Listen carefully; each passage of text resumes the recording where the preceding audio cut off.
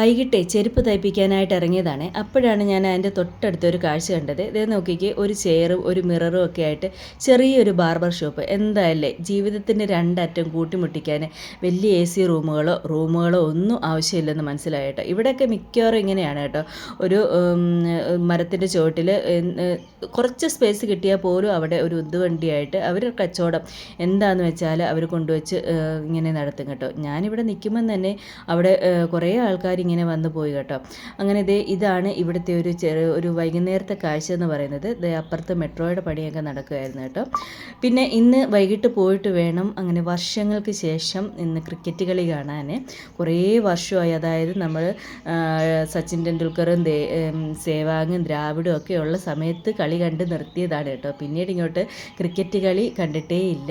അവരൊക്കെ വിരമിച്ചപ്പോൾ പിന്നുള്ളവരെ ടീമിലുള്ളവരെ പോലും നമുക്ക് അറിയത്തില്ലായിരുന്നു.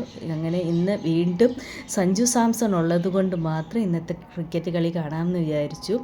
എൻ്റെ പണ്ടത്തെ ഏറ്റവും ഇഷ്ടപ്പെട്ട ക്രിക്കറ്റ് പ്ലെയർ എന്ന് വെച്ചാൽ ഹർഭജൻ സിംഗ് ആയിരുന്നു കേട്ടോ. പുള്ളിക്കാരൻ കയറിയാൽ ഒരൗട്ട് ഉറപ്പായിരുന്നു കേട്ടോ. അപ്പോൾ നിങ്ങളുടെ ഇന്ത്യൻ ക്രിക്കറ്റിലെ ഇപ്പോഴത്തെ ആയാലും അതിനു മുമ്പുള്ള ആയാലും ഇഷ്ട പ്ലെയർ ആരാണെന്നൊന്ന് പറഞ്ഞേക്കണേ.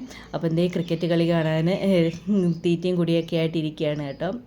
കൂടെ എഴുന്നേറ്റ് അടുക്കളയിലോട്ട് പോകണ്ടല്ലോ എന്ന് വിചാരിച്ചിട്ട് എല്ലാം ഇവിടെ കൊണ്ടുവച്ചേക്കുവാണ്. അങ്ങനെ എന്തായാലും കളി കാണാൻ ഇരുന്നത് വെറുതെ ആയില്ല. ഇന്ത്യ അങ്ങനെ തുടർച്ചയായിട്ട് 3-ാം പ്രാവശ്യവും കിരീടം നേടിയട്ടോ. അപ്പോൾ ഇന്നലത്തെ ക്രിക്കറ്റ് കളിയുടെ അഭിപ്രായങ്ങൾ പറയണേ.